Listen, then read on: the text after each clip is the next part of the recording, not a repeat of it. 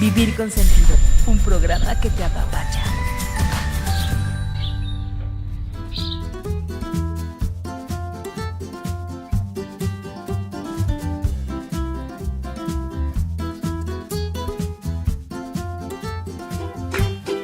Hola, ¿qué tal?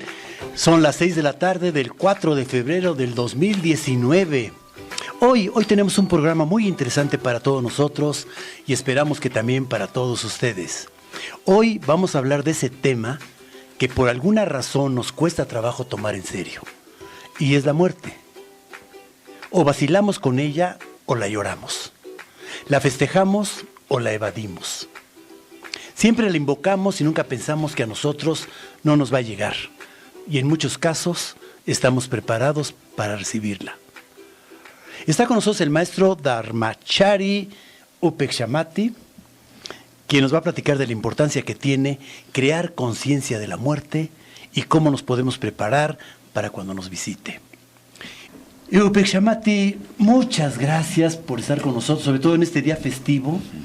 Muchas gracias por el traslado que tuviste que hacer, el tiempo que nos estás dedicando, y para darle respuesta al auditorio acerca de un tema tan, pues es fuerte, acerca de la muerte, ¿no? Sí, particularmente yo me atreví a sugerir este tema, en parte porque en el budismo, en lo que es la religión budista, la filosofía de vida budista, el tema de la muerte es prácticamente una de las primeras cosas que te enseñan o que te invitan a analizar, a contemplar en cuanto entras a un centro budista o aprendes meditación. El otro tema, obviamente, es atención consciente, mindfulness. Entonces, el tema de hoy es por qué o cómo se crea atención consciente en la muerte, para qué sirve. Y bueno, es definitivo que todos somos temporales y que a todos nos va a llegar tarde o temprano. Pues sí, ese es lo primero que el budismo afirma. El hecho de la muerte es tan natural como el de la vida. La muerte es inevitable. A todos nos va a acontecer el final de nuestra vida. Y es lo más natural que puede haber. Entonces, parte de la contemplación de la muerte es verla como algo completamente natural. Bueno, desde que nacemos nos viene acompañando. Exacto.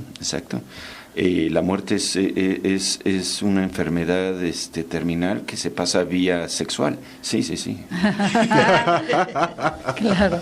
Oye, ¿y para qué tenemos que crear conciencia de la muerte? Porque, pues luego yo pienso, pues yo vivo muy tranquilo, vivo sobreviviendo, vivo cómodo, hago conciencia de la muerte y resulta que a veces es doloroso. Pues en realidad es como para tener una proporción de lo que es tu vida realmente, cuando creas conciencia de la muerte. Cuando sabes, de hecho, que la muerte es inevitable, es decir, cuando tomas plena conciencia de que la muerte es algo inevitable, la medida, la proporción de la importancia de tu vida se resalta. En otras palabras, adquiere una denotación preciosa a tu vida. Esta vida que tienes, tus facultades, este tiempo, esta oportunidad que tienes algo que hacer con la preciosa vida que tienes, es algo que va a acabar. Utilízala ahorita. De alguna forma es metodológico, digamos, es como instrumental tener esta conciencia de la muerte para aprovechar la vida, pero para hacer algo significativo. Fíjate que normalmente pues, nacemos, nos sujetamos a ciertas normas, a ciertos límites, vamos a la escuela, más normas, más límites, nos graduamos, tenemos a la novia, nos casamos, batallamos, nos morimos. Hacer conciencia de la muerte es algo mucho más que esto. Claro, bueno, va a depender mucho de esta conciencia de la muerte, de cuál es tu concepción con respecto a qué es la muerte y qué pasa o qué trasciende después de la muerte. Si tu noción de la muerte es como algunas canciones populares dicen que solo se vive una vez y se acaba, lo que se dice comúnmente en la jerga, digamos, nihilismo, pensar que en cuanto te mueres, todos los sentidos se apagan, la película se cierra, se cuelgan los tenis y no pasa nada. Obviamente la perspectiva de tomar conciencia de la muerte puede ser algo pesimista y algo como estoico, algo desagradable. Exacto. Realmente en el budismo lo que se considera es que tú tienes una preciosa oportunidad con tus facultades y tu mente y puedes hacer algo como para percatarte de aspectos específicos de la vida y a partir de esa percatación que haya una trascendencia después de la muerte. Entonces el budismo sí cree que hay algo que trasciende después de la muerte. ¿Y desde qué edad tiene uno que hacer conciencia de la muerte? Bueno, es muy difícil crear conciencia de la muerte cuando eres muy joven. Realmente yo creo que es muy difícil crear conciencia de la muerte a cualquier edad. Pero las personas demasiado jóvenes no tienen esa vocación. Bueno, y luego se despierta el miedo, ¿no? El miedo a la muerte, el miedo a lo desconocido, el miedo al cómo. A mí me llegan muchos pacientes es que me da miedo cómo me voy a morir y cómo... ¿Y el cuándo? Pues fíjate que todo lo relativo a la muerte. Y yo les digo, ¿y qué importa? El chiste es que si tú vives preocupado por la muerte, dejas de apreciar la vida, como dices tú, como un helado de chocolate, ¿no? Que es el ejemplo que yo les pongo. Imagínate que tienes un helado de chocolate y con cada chupada ya se me va a acabar, ya se me va a acabar, ya se me va a acabar, ya se me va a acabar, ya se me acabó. Entonces no disfrutaste todo el proceso del helado de chocolate por estar preocupado por que ya se te iba a acabar. O de plano no te lo comes porque se me va a acabar. Pero ¿cómo no tenerle miedo a la muerte? Yo me pregunto. Yo creo que cualquier persona que tenga un poco de imaginación va a tener una conciencia un poco cautelosa con respecto a la muerte. Realmente, si te pones a pensar, estrictamente hablando, la muerte es el final de todos tus proyectos que son importantes de tu vida. Quizás es la separación más dramática que va a ocurrir con respecto a todo lo que quieres. Fíjate que yo pensaba, regresando un poquito a la pregunta que hacías, Luis, y tratando de enlazar eso que estamos hablando, de que si uno manejara la forma de hablar, los conceptos de hablar distintos, desde niño inclusive se podría hacer conciencia con esto de la muerte. Yo creo que la muerte es el nombre que se le da al acto de dejar de vivir. Por lo tanto, es simplemente un nombre del acto de dejar de vivir, pero la gente concibe la muerte como si fuera un estado, como si yo pertenezco en ese estado y ahí me voy a otro mundo o a otra forma o puedo trascender de otra manera, etcétera. ¿Y tú no crees que sea un estado? No, yo considero que es el acto de dejar de vivir. ¿Pero eso qué significa? Pues que en ese momento tú dejas de vivir, y a ese acto de que deja de vivir, a eso se le llama muerte. Pero Luis, eso es tautológico, o sea, nada más estás redefiniendo la muerte con otros conceptos. A lo que yo me refiero es que esa manera de hablarlo, esa manera de poderlo identificar, te da oportunidad de poder generar conciencia de que nosotros tenemos esta oportunidad de vivir, y entonces pues ya podemos trascender, como tú dices. O sea, nosotros tenemos un momento donde tú dices que se acaba todo. Y cuando se acaba todo, tú dices, no, hay otras opciones. El budismo nos dice, podemos trascender. Pero ese léxico puede generar la conciencia suficiente para decir, nosotros estamos en esta etapa de vida. Y esta etapa de vida termina en el acto en el que yo dejo de vivir, como para, en ese momento, pues por ejemplo los católicos dicen se pueden ir al cielo, al infierno, no sé, ¿no? Hay una trascendencia posterior. Es que mira, yo creo que lo más difícil de hablar de la muerte es que no se puede hablar propiamente de la muerte, porque no tenemos ningún marco de referencia, es decir, ningún lenguaje en el cual podamos fehacientemente hablar, más que metafóricamente o sugestivamente con respecto a la muerte. Realmente no tenemos elementos de cómo hablar. Y usualmente cuando las personas se jactan de querer hablar de la muerte, están hablando más bien de religión. Exacto. O están hablando de poesía, o están hablando de otras. Y es en parte porque prácticamente todo lo que predicamos o articulamos tiene que ver con nuestra experiencia propia de vida, nuestra experiencia de estar conscientes, de estar vivos. Pero ahora, algo importante que se vuelve cuando creas conciencia de la muerte es que inmediatamente cuando tratas de crear conciencia surge, ¿tú qué crees que pasa después de la vida? Y les podría hacer a ustedes la pregunta, ¿tú qué crees que pasa cuando te mueres? Yo de hecho sí creo, tengo un poco el corte budista, sí creo en la reencarnación, y también tengo formación católica, ¿no? El hecho es que tú como papá, ¿cuántas oportunidades le darías a tus hijos para aprender lo que sea que quieran aprender? Todas. O sea, si repruebas primero de primaria, tú como papá, por mi hijo reprueba 17 veces o 150, las que tú gustes. Entonces, yo sí creo en la reencarnación, yo sí creo que regresas. Y yo sí creo que es tu elección también. Luis, ¿tú qué crees que pasa después de la muerte? Fíjate que yo tengo un poco de pensamiento muy parecido al que Juan Pablo II, cuando él se refería a Dios, él comentó en una ocasión y decía, todo lo que tú pienses, te imagines o creas que es Dios, estás equivocado. Yo considero que la mente humana no alcanza a entender en palabras conceptuales lo que es. Yo sé que algo sucede, no sé qué. ¿Qué te imaginas? Pero no alcanzo. O sea, yo pienso que lo que me alcanza a imaginar sí es, no tiene Se queda sentido. corto. Sí, Luis, no ¿tú tiene qué sentido. piensas cuando a ver, digamos, si te puedes imaginar el momento, el último momento de tu vida, digamos que va a ser agradable, no te vas a salir a tirar la basura y se va a echar para atrás el camión y ahí acabó todo tu vida, sino que vas a estar en tu lecho, ya dijiste adiós, ya pediste disculpas, ya se repartieron todos tus bienes, bla, bla, bla. No tienes ninguna preocupación. En el momento del estertor, que es la última exhalación, ¿qué va a acontecer? Pues fíjate que yo viví una experiencia y bueno, no te lo voy a platicar porque va a estar larga, ¿no? Pero para mí fue como de tranquilidad. De tranquilidad, porque yo estaba en un momento que obviamente es de crisis. Entonces tú piensas, bueno, si sigo vivo va a estar bien, pero si muero va a estar bien. Va a estar. Yo pienso que la muerte es la máxima expresión de la pérdida. Okay.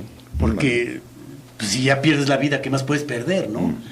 Y creo que nosotros a la vida no la hemos podido valorar en la medida en que debemos de valorarla. Claro. De ahí que te quedes con pendientes, Claro. te quedes con cositas por resolver y veas a la muerte como una enemiga. Sí. Si te fijas, eso es lo que crea una conciencia de la muerte. Primero, una reflexión con respecto a qué es lo que crees que es el verdadero significado de la vida y que puede trascender o no trascender. Y lo segundo es que lo más probable es que todos, el último día de nuestra vida, no digamos, ojalá hubiera tenido más tiempo para trabajar, o ojalá hubiera manejado más el taxi. Realmente nos empezamos a arrepentir de lo que no utilizamos y todas las cosas que dejamos hacer por la opinión de otros. Pero al final de cuentas, cuando estás vivo es cuando lo tienes que hacer. Exacto. Y tu pregunta, que pues es bastante perturbadora, por cierto, yo la llevo al por qué no has hecho. Okay. Que te detiene, Más exactamente. que qué vas a hacer en el momento que estás muriendo. ¿Y tú qué crees? ¿Por qué es que no lo hacemos? ¿Por qué Pues no lo crees? hacemos porque sabemos que somos temporales, Ok. pero no conocemos la fecha. Exacto. Y creemos que nunca nos va a llegar. Que es el segundo tipo de reflexión que el budismo habla. No solo debes de reflexionar con respecto a lo inevitable de la muerte, sino que en realidad no sabes cuándo va a tomar lugar. Exactamente. No tienes ninguna forma, más que estadísticamente y abstractamente, de, digamos, asumir que vas a vivir. Pero si sabes que te vas a morir y no sabes cuándo, inmediatamente le das la importancia a lo que merece y te pones a hacerlo. Y sabes qué, hablando un poco de esto, tampoco sabes cómo.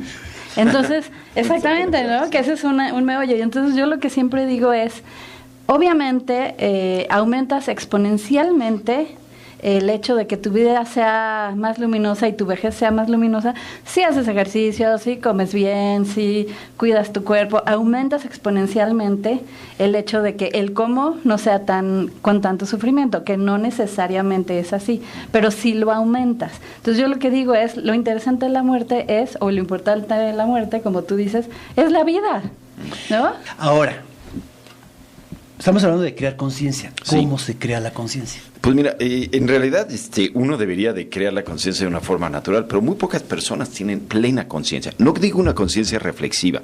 Todos podemos reflexionar y hablar y hasta ensayar, hacer programas con respecto a la Tenerlo muerte. todo intelectualizado. Sí, pero eso no significa que realmente te diste cuenta.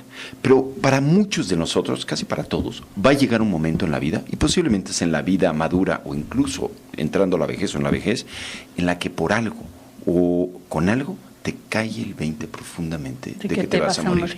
En algunas personas pasa cuando naturalmente es la vejez y han hecho lo que tienen que hacer convencionalmente, se van sus hijos, se retiran y todo, y de repente un día, un sábado en la tarde, lo que sea, ¡pum!, les cae. Me dio el infarto. Para otros es cuando están cercanos a una tragedia. Una pérdida. O Ajá. hubo una pérdida significativa, ya sea de trabajo, ya sea de estatus, o ya sea de una persona que amaban. Ese es el segundo elemento. Pero para otras personas es más positivo. Puede pasar a partir del contacto con una obra, puede ser una obra estética, una obra de arte, una obra de cine, una obra de teatro, un poema, una novela, la cual les comunique algo de esa conciencia tan humana de que somos increíblemente vulnerables y en algún momento nuestra vida va a acabar. Ese momento, cuando creas conciencia de esto, es como todo un nuevo, empieza a haber un cambio, puede haber un cambio radical, si te permites experimentarlo. porque muchos de nosotros lo vemos, nos pasa algo, estamos como en una pequeña crisis, pero luego enterramos esa crisis con cosas mundanas. O a mí me ha pasado, tienes toda la razón, te puedes ir hacia un lado o hacia el otro, empezar a desarrollar el miedo y el terror y pánico y tal, o como tú dices, a aprovechar lo que tienes, a vivir, que soy muy efímero, y como dice la gente, pues ahorita, como no me acuerdo. El aquí y el ahora. El aquí y el ahora, y los dichos estos. O sea, en realidad el hecho de que de que hay una muerte quiere decir que hubo vida. ¿Sí o no? Pero ¿por qué no resistimos?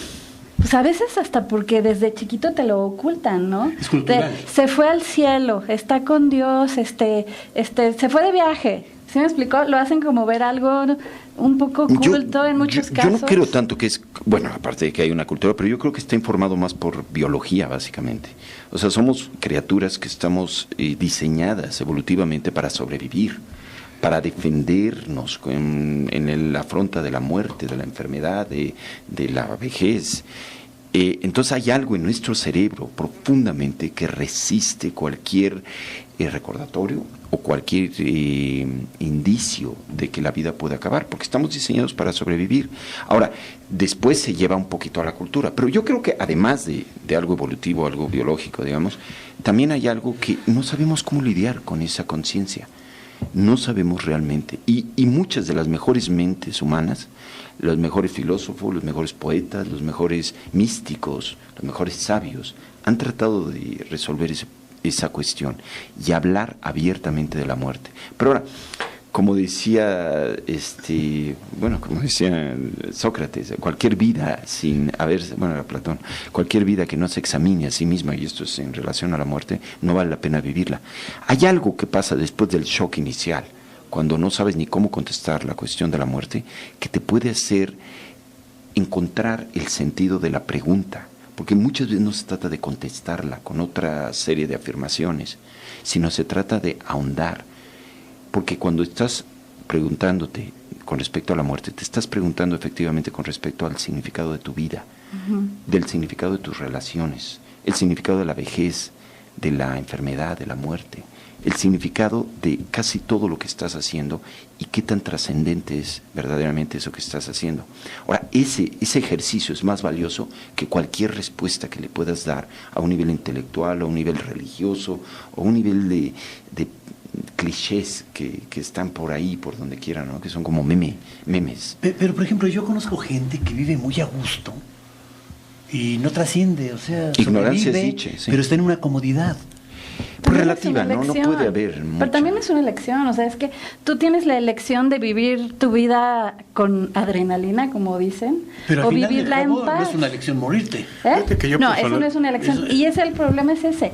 La muerte no es una guerra, no se puede ganar, no es una lucha. Fíjate En la que medida de que lo veas así como, le ganamos la batalla a la muerte, pero no hay batalla. Eso no. Fíjate que yo personalmente creo que hay muchos prejuicios alrededor de este tema, ¿no? Como tú le decías de la comunidad, si nos vamos, por ejemplo, a la gente que vive en campo, es gente mucho más tranquila, con menos problemas para aceptar la muerte, es la gente que hacen todas sus ceremonias, que se llevan a cabo de una manera adecuada, inclusive es la gente hasta más fuerte, la que más se enfrenta, donde existen más problemas y todo.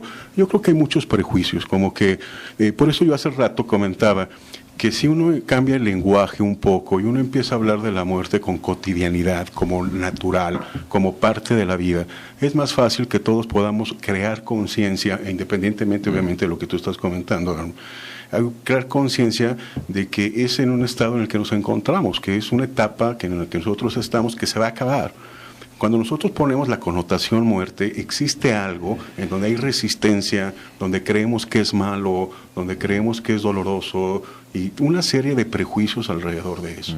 Yo sí creo que es un tema que se debe de hablar con mayor cotidianidad. Yo no sé, desconozco realmente por qué los purépechas hacían todo este tipo de ritual de noviembre y todo esto, pero sí sé que posteriormente era una manera de demostrar que somos intangibles, ¿no? O sea, que finalmente somos volátiles, que nos vamos a ir, y había una idea de, sí van a regresar con nosotros, pero ya no están aquí, hay una idea de pertenencia, y tenían que honrar su vida. Y esas personas que honraban su vida eran sujetos de poder ser recordados por los demás y llevarles comida y ese tipo de cosas, ¿no? Fíjate que ahorita que hablas de provincia, pues ahí hasta hay una canción, ¿eh? La vida no vale nada. La vida no vale nada. O sí. Y la vida empieza llorando y así llorando se acaba. Bueno, pero esa es la posición. parte poética. Bueno, no es tan poética, es la parte como nihilista, no es la parte fatalista. Es el drama. Porque, ¿cómo es que la vida no vale nada? Ponte a pensar. O sea, hasta esa persona que lo dijo no creo que lo crea. Pues es nuestro propiamente. aprendizaje. No es, bueno, depende, ¿no? Porque yo creo que en muchos, bueno, esto es lo que creo. Cuando creas plena conciencia con respecto a tu muerte, no una conciencia, digamos, necrofílica, ni una conciencia fatalista, ni... Lo primero que empiezas a ver es lo diminuto que es tu vida y lo verdaderamente insignificante que es tu existencia en relación al gran tema de la naturaleza y cómo todo cambia. Ahora, cuando creas una conciencia de lo vulnerable, de lo pequeño que eres, hay algo salubre que se empieza a dejar de autorreferenciar con respecto a la vida. Inmediatamente te abres con respecto a lo que verdaderamente puede tener valor. Y lo que tiene valor es lo que tienes enfrente de ti. Tiene valor tu vida primero, tu tiempo, y tiene valor lo que haces. Sí, acciones tienen consecuencias para la forma en que vives. Y las consecuencias las experimentan tus relaciones más inmediatas. ¿Cuál es la calidad de relaciones que tienes? Ahora, otra cosa que pasa, que es un poquito más práctica y más inmediata cuando estás consciente de la muerte, es que empiezas a resolver cosas. ¿Cuántos de nosotros no hemos resuelto tantas cosas, incluso con gente que queremos? Cosas prácticas como tus cuentas, tu testamento, tus tiempos, dónde quedaron las cosas, claves, etcétera. Una de las prácticas que hacen mucho los budistas, cuando la gente entra y se meten a un curso de mindfulness y la muerte, digamos en el centro budista, es que les pedimos un folder en donde van a poner una serie de cosas que desean y que les informan a la gente dónde están, lo que importa, como sus claves interbancarias, todo, porque muchas veces la gente se puede morir por un accidente y la familia, los bancos se quedan carga con un montón de cosas y los por esa falta. intestados y las broncas que dejas, claro, estoy de acuerdo con eso. Bueno, claro que debes de poner bajo caja fuerte todos esos datos. Sí, luego hay una de conflictos familiares impresionante. De todo. Pues ya tenemos algunas llamaditas. Saludos a Luneta, un beso. Ricardo Sánchez, un abrazo. Ahí la lleva, te digo que le va a la América. Bien. A Lolis. Hola. ¿Quién más? David, Susana, Que nos están escuchando. siempre nos escuchan, un abrazo para ellos. Saludos a Yuli, beso. Saludos a Vania, beso. Y a Pucheritos, que nunca nos falta. Olga Esther Barrios Mata, 81 años. Yo he estado muchas veces a punto de morir en una histerectomía. Histerectomía. Histerectomía, ¿verdad? Sí. La enfermera me preguntó si había visto la luz en el túnel, pero aquí seguimos. Qué buen programa. Muchas gracias, Olga Esther. ¿Qué opinas de la luz? Pues fíjate que es algo, una de las pocas formas en que se ha dado de tratar de, digamos, buscar algún tipo de evidencia o cómo dar alguna como prueba empírica, prueba fehaciente con respecto a lo que pasa en la muerte, es con lo que llaman experiencias de muerte cercana. O cuando las personas clínicamente mueren y regresan, ya sea por un paro cardíaco o algo que haya pasado. Ahora, aparentemente muchas de esas personas reportan una experiencia similar, que tiene que ver, que es un poquito metafórico, de encontrar una luz. Encontrar una luz. Sí, muy metafórico. Pero O parientes, ¿no? O parientes que vienen por ti. Pero encontramos la luz porque creemos que vamos a encontrar una luz porque así nos los han hecho creer. Bueno, pero fíjate que es transcultural, o sea, otras culturas también reportan esa común experiencia. Sí. Y otra experiencia que se reportan para muchas personas es que la propia inmediatez de la muerte no es algo desagradable. No lo es. Es algo que es profundamente sosegante, sereno. Sí, Hay algo, totalmente de acuerdo. hay algo hermoso de pensar. Ahora, si te pones a pensar, el budismo enfatiza esto. Si te pones a pensar cuánto trabajo cuesta vivir? Nada más vivir. O sea, no sé si te ha pasado alguna vez despertarte y decir, ahí viene la vida. O sea, nada más el vivir. Digamos que no tienes grandes problemas, no tienes grandes deudas, no tienes grandes dificultades interpersonales. Nada más el hecho de vivir, el hecho de que te tienes que levantar, evacuar, asearte, comer, limpiar. No digas nada de trabajar, lidiar con otras personas, el clima, los políticos y por último los guachicoleros. O sea, si te pones a pensar el trabajo que cuesta la vida, tal vez algo profundamente en nuestra psique, cuando acontece el cese de este trabajo, que es simplemente sobrevivir, hay algo que dice, por fin.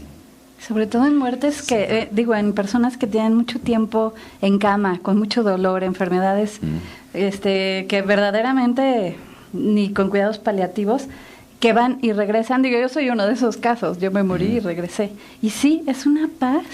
Se acaba el sufrimiento, pero todo, físico, mental, emocional, es como, no se acaba tu existencia, nada más se acaba la vida, como decías tú, Luis Felipe, en mi experiencia personal. Fíjate que sí, curioso, algunos pacientes me toca ver, hay una línea en el psicoanálisis, obviamente que muy controvertida, en donde dice que mucha gente que le tiene miedo a la muerte, que se declara en el consultorio y que va y que dice que tiene pensamientos de muerte y que le tiene miedo a ese momento, muchas veces es que le tiene miedo a la vida. O sea, es más el problema que tiene, lo digo por lo que lo estás comentando, tan caro, tan costoso que es vivir, y realmente le tienen miedo a vivir, no tanto al hecho de morir, porque pues para vivir se requiere de ciertas cosas. Por ejemplo, cuando hace ratito que decías, una de las cosas cuando tienes conciencia de la muerte es que empiezas a dejar las cosas en claro. Creo que otra de las cosas que pasan cuando tienes conciencia de la muerte es que dejas de sufrir muchas cosas. Interesante, ¿cómo qué? ¿En qué estás pensando? Por ejemplo, el conflicto que se crea la gente de diario a diario por las cuestiones del diario vivir, que consideran que es un problema muchas veces, y cuando tienen conciencia de la muerte dicen, no tiene caso este enojo, no tiene caso este conflicto. Yo siempre digo que no hay que desperdiciar el tiempo en panchos. Claro, dejas de sufrir mucho en muchos sentidos. Miriam Busali, si no sabemos cuándo nos va a tocar, ¿para qué nos preocupamos? Exactamente. Bueno, cierto. Bueno, en realidad no es la preocupación de cuándo nos va a tocar, porque no se trata como de que todos tenemos así escrito en algún lugar el exacto día y la hora en que vamos a morir, sino de que estar preparados a que pueda pasar en cualquier momento para prepararnos lo mejor posible para ese momento y que no sea algo que al no estar preparados suframos aún más. Parte de la conciencia de la muerte es que realmente no hay peor dolor que el que te resistes a tener. Sí, definitivamente. Entonces, cuando te resistes al hecho tan natural de la muerte, cuando suceda a partir de no estar preparado, hace el proceso mucho más difícil para ti y para los que están alrededor tuyo. Por eso la preparación es importante, que puede pasar en cualquier momento. Lucy Rosales, creo que aquí ya le contestaste de antemano. La conciencia de la muerte, ¿cómo nos ayuda a vivir? Claro. Pues así, no resistirte. Pues te ayuda a darte cuenta que estás vivo, que sigues vivo y que no va a durar para siempre. Pero además que vivir es una elección, o sea, es una elección diaria. Como tú decías, ¿no? Está la opción de ver la vida desde el lado de la sombra, desde me tengo que levantar, me tengo que bañar. No te tienes que levantar, ni te tienes que bañar, ni tienes que irte a trabajar. Lo eliges. Elijo levantarme, elijo cuidar a mis hijos, elijo vivir, elijo todas las pequeñas cosas que hago en mi día a día, lo elijo. Y así le quitas la carga de sufrimiento, de pesadez. O sea, es una elección. Para mí la vida es una elección. Bueno, depende, Ana, porque muchas veces los compromisos que has adquirido sí te obligan a levantarte en la mañana, sí te obligan a irte a trabajar. O sea, si eres un ser humano que te relaciona significativamente con otras personas, tienes obligaciones, entonces no las puedes evitar. No es como yo elijo si me pongo a trabajar, sí, y tú también vas a elegir que venga el casero a cobrarte o no.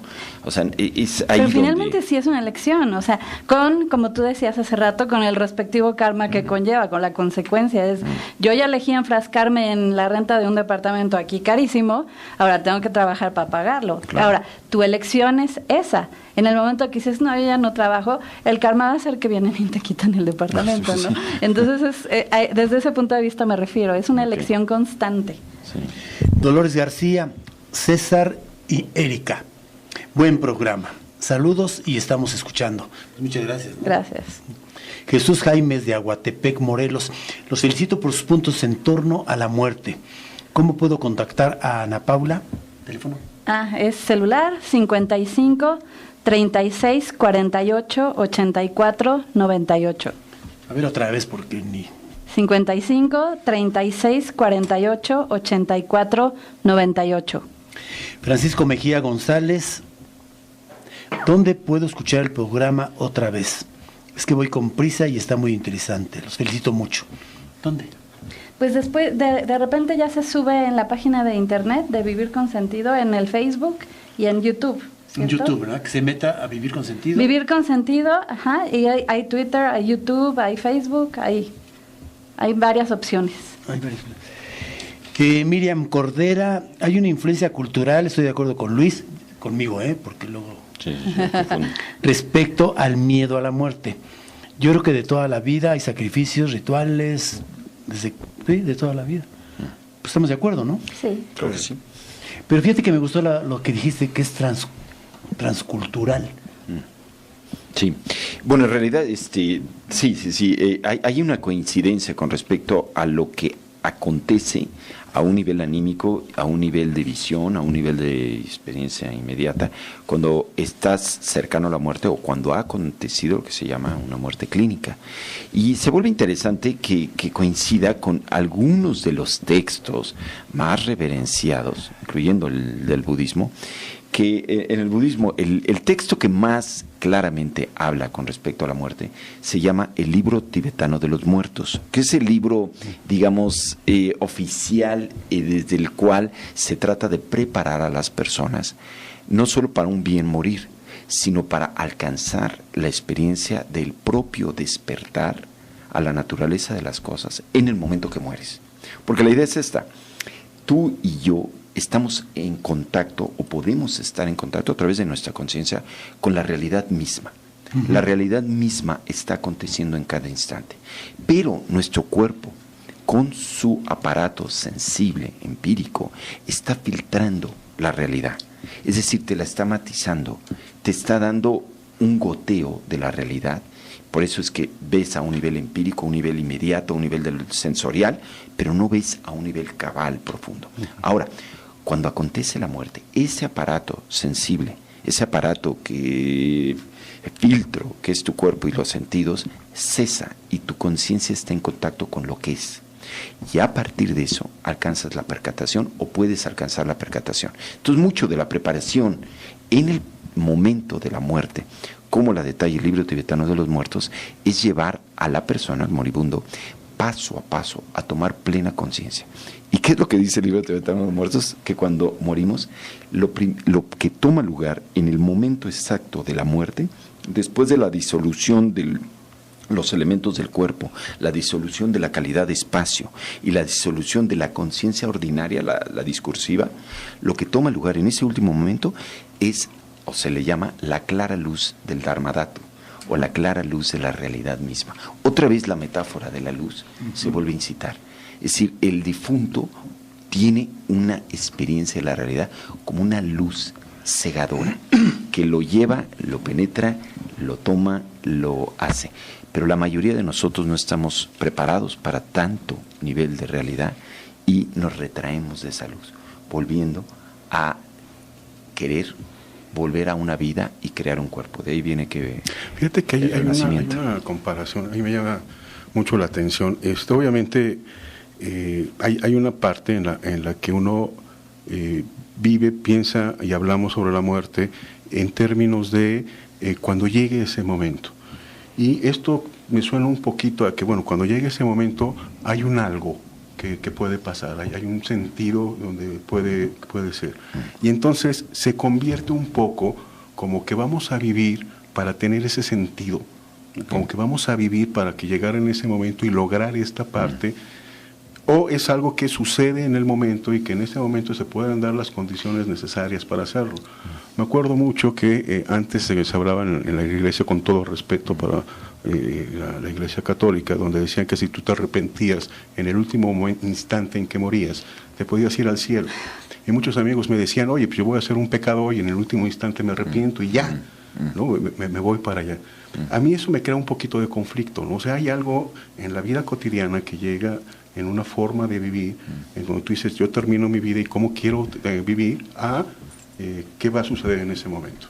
Leonora Montejano, de Álvaro Obregón, ¿por qué si México es un país que se distingue por su afinidad a la muerte, sigue viéndose como un tema tabú? Fíjate que ese problema tiene que ver mucho con el manejo que se da. Realmente no tenemos nosotros la cultura de la muerte per se. En nuestras familias normalmente no se habla de ese tema. Como yo decía hace rato, los purépechas sí lo hacían. Sí iban con toda la familia al panteón, sí hacían sus rituales, sí era un tema que se hablaba mucho. De hecho, morir se festejaba, ¿no? Se con festejaba. Música, cuetones. Sí, muchas veces los logros me decían, por ejemplo, la muerte, y era algo que se festejaba mucho. Pero nosotros realmente como que hubo un movimiento en donde ya esa parte cultural tornó una idea como de festividad y no como un elemento cultural que se hacía ya propio de cada uno de nosotros. Y entonces lo vemos lejano. Y esto de la lejanía es algo muy importante. Por decirte algo, no es lo mismo que en la esquina de donde estamos nosotros atropellen a alguien, a que en Rusia mataran 20,000 personas. Nos afecta más la parte de la cercanía, de que en la esquina se atropelló a alguien, que en Rusia 20,000 personas. Esa distancia se hizo precisamente con todos este tipos de rituales. Realmente en la familia, en nuestra sociedad, realmente no hablamos de la muerte como deberíamos de hablar. Y de hecho, muchas mamás, en muchas culturas, en ciertos lugares dicen, no digas ese tipo de cosas, no hables de eso, no lo menciones. Realmente no hablamos tanto como deberíamos de hablar de la muerte. Ni siquiera llevas a los niños a los funerales, no los preparas para ello, o sea, no es de, vete con tus primitos al cine, no, o sea, es como sí tiene un cierto dejo de tabú todavía en esta sociedad. Bueno, Ana, y yo creo que lo mejor es no llevarlos a los funerales, claro, los funerales son horrorosos. Pero platicarles muchas veces. que existe la posibilidad que es la muerte, en la medida en que lo asuman como algo cotidiano. Pero mira, nada más recuerda el último funeral que fuiste. Ajá. ¿Realmente quisieras que tu hijo fuera eso? La verdad es que el último que fui fue muy divertido. Okay. Fue lleno de flores, lleno de música y en verdad fue un ritual de despedida y de celebración de la vida, no tanto del lado de la sombra, sino sí, la verdad es que sí fue muy luminoso y sí. Bueno, pero me es encantaría que fuera. Eso es Sí, claro, son excepcionales. Yo recuerdo gente vestida de negro llorando, inclusive contrataban plañideras, gente que fuera a llorar y entre más drama le metían al Más les pagaban. Más les pagaban. Pero fíjate, Luisa, aquí hay un dato interesante.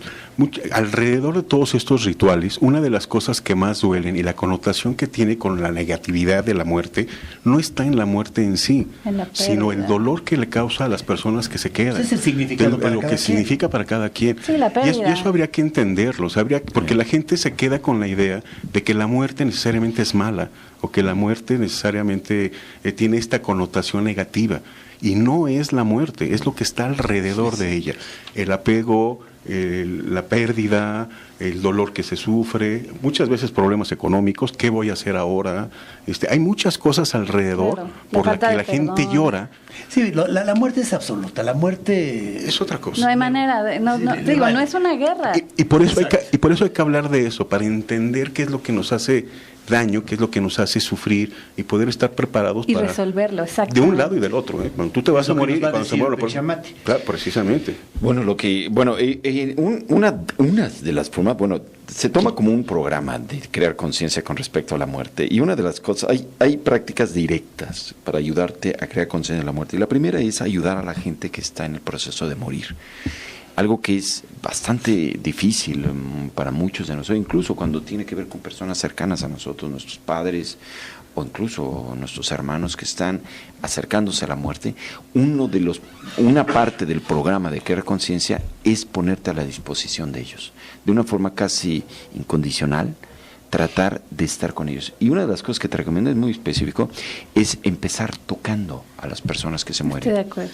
Estar con ellos, tratando de tocarles la mano y contactar con ellos. Porque una de las cosas, si te pones a pensar, que sufren muchas de las personas que mueren, y es de alguna forma universal, que es incluso biológico puede ser, es que conforme uno ya está en el último proceso de la vida, el último día, los últimos días o los últimos meses, empieza a haber una clara aversión con respecto a las personas que están alrededor. Es decir, naturalmente, por un proceso evolutivo, hemos desarrollado una aversión hacia las personas que están muriendo. ¿Y por qué? En parte como un rechazo. por el hecho de que a lo largo de la evolución humana era muy funcional para sobrevivir desarrollar anímicamente una aversión, porque muchas veces las personas morían de enfermedades infecciosas. Entonces el sistema evolutivo nos dotó de una capacidad de alejarnos inmediatamente cuando hay indicios de muerte o de infección o de enfermedad. Entonces naturalmente, y creo que es algo que uno debe de ver, anímicamente te puedes sentir como con mucha resistencia de tener contacto con alguien que está muriendo, pero esa es parte del programa. Ahorita ya no estamos en la sabana, ya la gente es mucho más higiene la muerte, entonces no hay problema de acercarse. Pero imagínate si en los últimos días de tu vida estás consciente de que las personas alrededor tuyo están alejándose, no te quieren tocar, no te quieren estar. Entonces uno de los programas es acercarte a una persona que se está muriendo y tocarla, Eso es hermoso. darle un masaje, un beso. Oye, maestro Pechamati, ¿tienes un minuto para decirnos qué métodos de meditación nos podrían ayudar? Mira, hay dos métodos directos. Un método es lo que se llama la contemplación de los 6 elementos.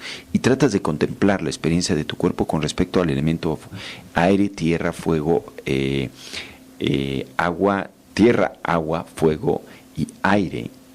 Y tratas de ver cómo estos elementos que están constituidos en tu cuerpo no vienen de ti, sino vienen del universo. Y así como los has tomado, los estás dejando ir. Y en algún momento los vas a tener que dejar ir todo. Porque el universo ha sido increíblemente generoso con los elementos hacia tu cuerpo y tú en turno tienes que devolverlos. Esa práctica, aunque parece muy sencilla, cuando la haces, lo que te das cuenta es que eres un ente interconectado con todo lo que existe. Y es un trabajo diario. Pues más que nada se hacen retiros, fíjate, con la naturaleza y cuando ves la tierra y ves el agua y todo. Y ahí es cuando te puede crear como una pequeña epifanía, una pequeña experiencia de lo interconectado que estás y lo natural que es que en algún momento dejes ir y dejes ir todo. Como te dices, que te caiga el 20. ¿no? Bueno, pues el tiempo pasa volando. Creo que el tema debería ser el tiempo algún día. Le damos mucho las gracias a Pechamati por estar con nosotros, por contestar a las preguntas.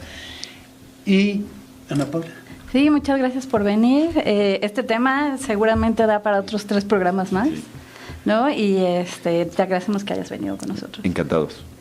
Pues muchísimas gracias, un honor como siempre, y me agrada mucho sobre todo esta visión de que el dolor es totalmente aceptado y compuesto con esta parte del amor, ¿no? Es grandísimo. Mi nombre es Luis Muchísimas Adame gracias. y hoy aprendí que la muerte te visita solo una vez.